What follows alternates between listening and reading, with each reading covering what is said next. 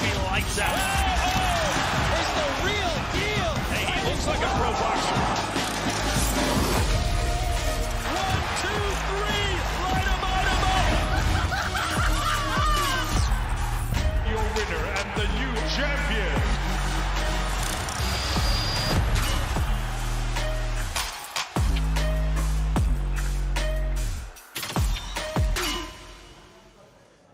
Ladies and gentlemen, welcome to a slightly modified Misfits Small Council today as we prepare for Misfits 17 and everything in the future. Today I'm joined by Ben Davis, Leon Wills, Mams Taylor, and actually a new member, the one and only Roy Jones Jr. himself. Thank you so much, everybody, for being here with me. We're missing out on True Geordie and Keemstar today, but I'm sure they will be with us again in the future. An absolute pleasure to have you guys with me. How's it feeling, everybody? It was great. Good to be in Dublin. Honored to be here. You know, first paper of the year, biggest event so far, 2024. And we now have Roy Jones Jr. with us, which is obviously a huge honor. Mams, 2 years of Misfits, 17 events. Obviously, we've had trials and tribulations, grown, developed, improved, got better and better and better. How does it feel to have this much success after 2 years? You know, eternally grateful. Grateful to the teams we work with, the fans, the fighters, all the efforts, the blood, sweat, and tears, and really, it's taught me on a personal level so much, and it's taught me how much there still is to learn, and there's still room for growth, and it's just the beginning. But very proud of what we've done so far, and yeah, just continue with the evolution of the crossover boxing space. Mams, I think it's a credit and a testament to you that you've always reached out to people like Leon Wills, and now, of course, people like Roy Jones Jr., to be able to make this an even better space. Like you said, to help you get better at this. Roy, like, what makes you want to be part of an organization like this after seeing it develop over the last 2 years? You know, I'm the type of guy that I've always been that misfit type of guy in boxing, to where I never wanted to do things the right way or the way that they traditionally do things. So to see moms come out and do something that's totally against the grain, it's what I stood for my whole career. So I love doing things that are totally against the grain, but they work. Because if you have faith and you believe in God, then anything you want to do, you can do. It's just a matter of who has the guts to stand up to somebody and walk down a different street. Absolutely. Leon? Yeah, I agree, man. Go against the grain. And we're seeing the scene blossom. It's reaching crazy heights in this 2 year span of being a part of Misfits. And it's good to see. How many fighters have come through the gates of Misfits now, roughly? Good question, but well over 100, I'd say it's probably 140, 150. Jeez, that's a lot. That's a lot. That is quite a lot. And all from different backgrounds. I think that's, to me, the biggest part of it. In most other sports, you don't see the diverse type of individuals that we have going head to head, right? If we go to a track meet, guess who's going to be there?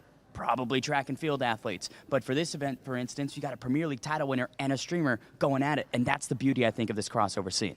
And gents, let's talk about this event. Obviously, when we have a KSI card, we overly stack the card. That's how we do things at Misfits. We make it from the bottom to the top. It's going to be full action, which I think allowed us to pivot properly when KSI wasn't able to come and fight, obviously due to his injury. But we still have a huge, huge card scheduled. Massive, massive stars. Danny Aarons, Danny Simpson, huge fights. Give it to us. Well, I think it's a great card. And Kala said it best yesterday. Kala said it best yesterday, was like, how often will you get a main event pay-per-view star get injured and say, okay, I'm just going to perform some new songs for you guys instead? And he nailed that. And I think the hybrid is something that's exciting. We've seen it before where it's actually been really annoying, and we've observed that, and we're like, we're not going to make that mistake. We're going to make sure the flow is right, the surprises are there. There's some guests that I think people are going to be excited about. Also, it's difficult for me to even talk about this without being starstruck, and just, Roy, I've got to give you another shout out because you're such a legend. It's such an honor to have you as part of the small council officially now. I know you're not here with us in person, but I can't wait for your opinions, your expertise, all of that to be a part of the small council going forward as well. you know. Thank you so much. Yeah, Thank no, you. we're excited. I felt a bit grimy just moving on so quick from. Let's take a moment. We have a true legend. True legend. Yeah. Hall of Famer. When I saw Roy in Miami, I literally pointed at Ben in between. I said, "That's Roy Jones Jr. right there." And then I found out he's going to be on the small council. It's an absolute honor. Roy, when you're looking at someone who's trying to be a star, trying to develop themselves as a boxer more than just their skill base, which I think is something that you did obviously fantastically, what do you see in a fighter, in a influencer, in someone that is trying to make that name for themselves? What do you see in a fighter like that? I see people who are hungry. You got to look for that hunger first, because if you have the hunger, then that desire will enable you to connect with things that will give you a better opportunity to know how to enhance your awareness and enhance your presence. So the biggest thing is that these guys want to learn how to enhance their presence. When you can enhance your presence, you make yourself something bigger than life. And if you can make yourself something bigger than life, now you have a platform that you can become bigger than life. It's a win-win. How could you lose? So it's like, I see these guys as hungry guys who are looking for a way to enhance themselves, to give themselves that superstar caliber with the platform that we have here now. Yeah, I think we saw in the press conference yesterday as well, with some of the face-offs going a little bit more intense than we've seen in the past. Guys like HS, I mean, that I think is someone that we can see as really a established member of the Misfits realm, and he's a guy that is a wild man. He's got that energy, he brings that heat. What do you see in someone like that, Leon? When you see a fighter, is it too much, or is it right, just right? HS is HS, and that's what I like about HS.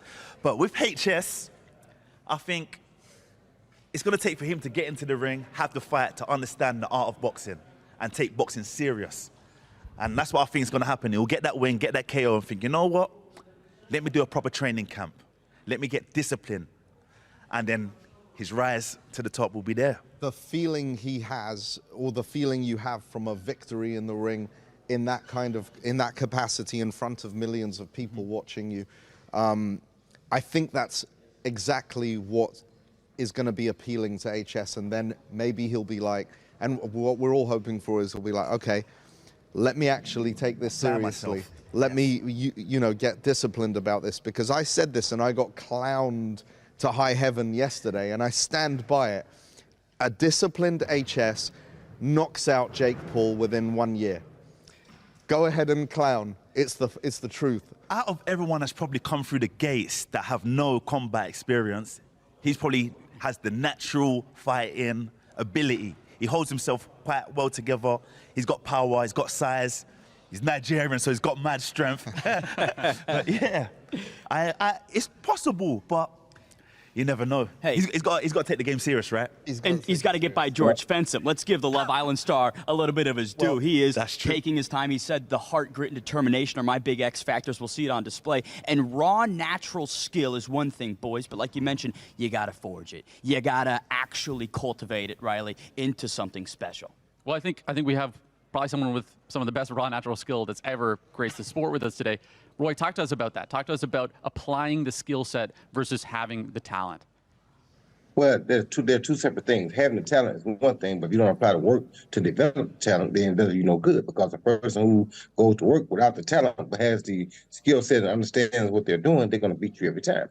However, we're hoping that this HS will get that bug. And when I say that bug, boxing and winning in front of thousands and millions of people, it becomes addicting.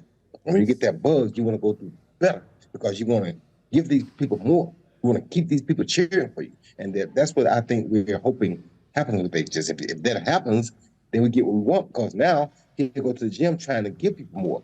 That's what happened with Jake Paul. Jake Paul realized people were cheering for him and liked this, so he said, you know what? Let me go give him something to cheer for real. So he got in the gym, and now he's gotten pretty good. So I think a great example is someone who's got that bug, and then a guy who's had it is our main event, Danny Aaron's versus Danny Simpson, right? You're talking about a guy who has performed at that level, been in front of the fans, done it all already in a different realm, and a guy in Danny Aaron's who's really just exploded recently and has said multiple times for the week here, Mams, that he wants to be next. He wants to be the face of Misfits next. He wants to keep doing this. Do you see that potential star power in a guy like that? Absolutely. He's got star power. He's got a loyal fan base. He's got charisma. He's funny. He's likable. He's got all the traits. Look, HS is on the other side. He's the bad guy. right? Danny Aaron's is the good guy. You need all different types of characters, but both of them are absolute potential superstars in this space. They have to back it up in the ring. True. Because if you're a star, it only goes so far if you're not backing it up in the ring. People still want to see this crossover boxing has evolved from YouTube boxing, from then to influencer boxing to now crossover boxing. And the evolution of that is people want to watch two guys who've never fought each other and have a laugh at that. But it will never be as big as two guys who have the same amount of clout but can actually back it up with some skill in the ring. And I think that's key. And I think we have to mention the developments that Danny Aaron's had in the last 6 months. We talk about the star power. He has the work ethic to back it up as well. And this fight camp was originally for Bevo, a different opponent, but now he's taking on a professional athlete of 20 years, a premier title winner. That is some serious sportsmanship from Danny Aaron's, Riley. A massively different opponent. And Leon, you've built a lot of guys, obviously. Built a lot of fighters from the ground up, and also, I assume, built people that were athletes in other sports. What's different here? Do you find the guy that you can mold from the ground up better, or sometimes is it the athlete that already has that experience that you can find transition into the sport of boxing? It's easier to train someone who has some type of athletic ability or has been through some type of sport where they've had discipline, they know they're teachable, right? Someone who hasn't trained before, it's very hard. It's like trying to break a horse, right? But with Danny Aaron's, he has that desire. When he speaks, I hear that desire that he wants to prevail in this sport and he wants to get to the top. So I think he has got more hunger than Simpson, but we shall see. I mean, Danny Simpson definitely seems locked in. He's very excited. Shout out to the fan for reaching out to Danny Simpson. Is it the fan? Yeah, he set this up. You're kidding me. The fan put this together? Oh, my God. Listen, Big up the fan. yeah, and then I started speaking to Danny Simpson. He's like, oh yeah, I've wanted to do this for a while, kind of thing. And he said, the cool thing is, he said there's other Premiership footballers that are now reaching out and saying, oh, this is interesting. What do you think? What's your experience been like? So I think it opens a lot of doors as well, which is something that we're very into, the diversification of the space. Guys, I want to point towards future stars, guys that are going to make this space better. First, let's touch on what it takes to be a star. Roy, you've been a star for decades at this point. I mean, internationally, globally, and you've kept that light shining for so many decades. What does it take to make that happen and to keep that consistency throughout the years? It takes a lot, man. You got to be dedicated. You got to know who you are. You got to know what kind of star you are, and you got to shine only in your area, on your realm. You can't be trying to be a star of something that you're not, but you also can use what you have to become a star in other places. I was a perfect example. I have a hot record that was called Can't Be Touched. It sold more records than most artists have sold records. And I'm not really an artist. I'm a boxer. But when God gives you that inclination or shows you a way to take what you have and use it to build yourself up over here as well, there's a platform we got right now that helps you do that. So now having this platform and having these guys realize, hey, I made it in that, I can make it in this too. It's just a perfect marriage. So I love it. I want to discuss someone that what Roy's talking about comes to my mind, and it's Ben Williams, who's got the New Era DJ show that he's working on, the brand partnerships he's launching. The kid has the makings of a superstar, and guess what? We're in his backyard, Riley. Yes, absolutely. I mean, I think that Leon and Mams, you guys were touching on people that if they can lock in and dial in, then they can really become that star. Ben is a guy that I would say would be right at the cusp of, is he going to lock in? Is he going to dedicate himself to be able to lock in? Guys, let's touch on as well what's coming up. September 14th, we have another amazing card. Female headline again. Mams, how are you feeling looking past this card and onto that next one? Honestly, I'm a big believer of Elle Brooke. I think, speaking of future stars, she did some insane numbers for a non-pay-per-view against Paige. Obviously, she wanted that rematch, but to me, that was a victory for her to have the draw, get the knockdown against a veteran fighter like Paige Van Sant with a massive name. I think she proved that she belongs in that ring, and she's going to be taking on some big names to come, obviously headlining this, and I think she's going to carry very well. I think she's a future pay-per-view star for sure. Absolutely. I mean, she had the bigger moments in that fight against someone who she had the size disadvantage against. She sat her down. I mean, it was unbelievable. We also have the pro tournament coming up, which is pretty exciting. Roy, when we're talking about fighting in a tournament setting and fighting a lot of different people, how does it change your mindset instead of just being able to focus solely on one opponent? Well, it makes you focus more on yourself, because when it's like amateur boxing. When you go to a tournament as an amateur, you can't go there looking at people. You got to go there looking at you, because you got to get yourself ready to be the best you that you can be, because who knows what's going to show up in the next round or in the next fight. So today you fight this guy, tomorrow you fight that guy. The after that you fight the next guy. So when you have that type of an environment, you can't focus on who you're going to fight, because that could change right in front of your eyes. You have to focus on you. You get you right, and you're ready for it up. And that's what I always did. We have a lot of exciting pros there. We also have the lightweight tournament continuing, Joey Knight versus Little Cray Cray. Talk to me about your most exciting fight that you see on that card. Mine's going to be L. Good. I'm coaching L, so I'm team L, Brooke. No bias at all from Leon. None at all. Very on the fence.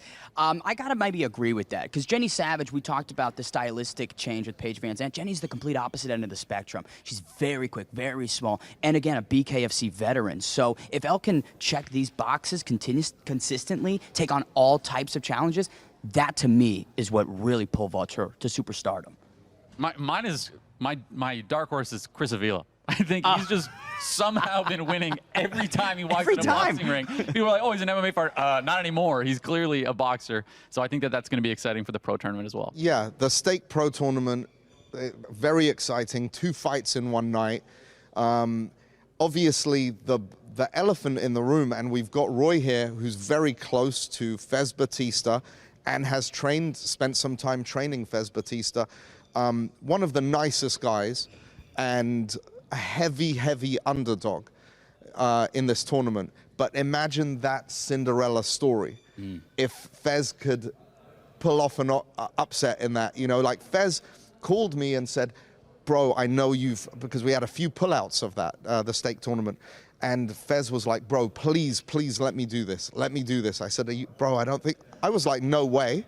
By the end of the call, I was like, this guy really convinced me that, you know, he might have a shot. Listen, man, if he wins that, you got to get him a meet and greet with Lady Gaga.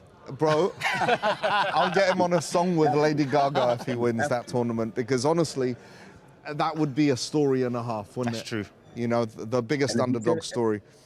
Roy, how do you feel about Fez's chances? He's got the heart for it. What do you think? If you tell him that he might get a meet and greet with Lady Gaga, it's going to be very difficult for anybody to beat him. So he is in very deep, don't get it wrong. But if he finds out that he got a meet and greet with Lady Gaga coming afterwards, it's going to be a hell of a fight. Somebody really going to have to almost kill him. He just keeps resurrecting like Tyson Fury. Can't keep him down. That's him.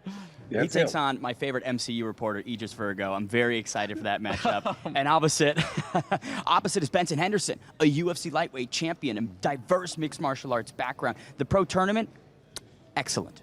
Yes, sir. It's going to be a lot of fun. The lightweight tournament, Yudi Yang is in the finals, obviously, and we're going to see if Cray Cray, if they have that'll be their third match together, essentially. Yeah, 2.5. If he could, but very tall order to get past what is now the favorite on the odds is Joey Knight. Either way, cracking tournament there. And look, coming back to the event that we're doing tomorrow night, right here in Dublin, Ireland, on Dazn, we have 2 of the cruiserweight fights that will be determined as well.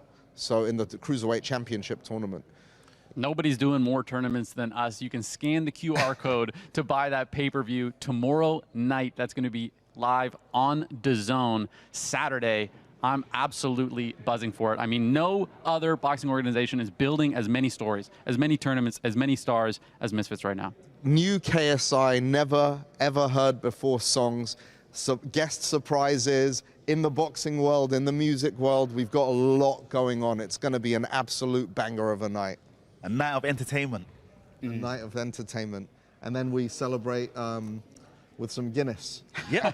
and Prime. Pint. Maybe some prime. Ladies and gentlemen, thank you, Ben Davis, Leon Wills, Mams Taylor, the one and only Roy Jones Jr., and myself, Riley Osborne. We can't wait to see you there on Saturday. Make sure to tune in for live KSI performance, amazing fights, and everything that you've come to love on Misfits and Dazn. Thank you so much, ladies and gentlemen. This is the Small Council. We'll catch you later. Live on Dazn, August 31st, X Series 17, a colossal crossover card in Dublin. Danny Aaron faces Premier League winner Danny Simpson. Stepping in the ring against the former footballer. Dean the Great defends his title against hometown hero Dave Fogarty. And Irish boxing sensation Ben Williams is back. I'm gonna smash Warren Spencer's face in. Plus global superstar KSI returns with a special live performance. X Series 17, August 31st, live on Dazn. Buy now at dazn.com. And now, ladies and gentlemen, brought to you live on the Zone X Series. Let's see some thunder!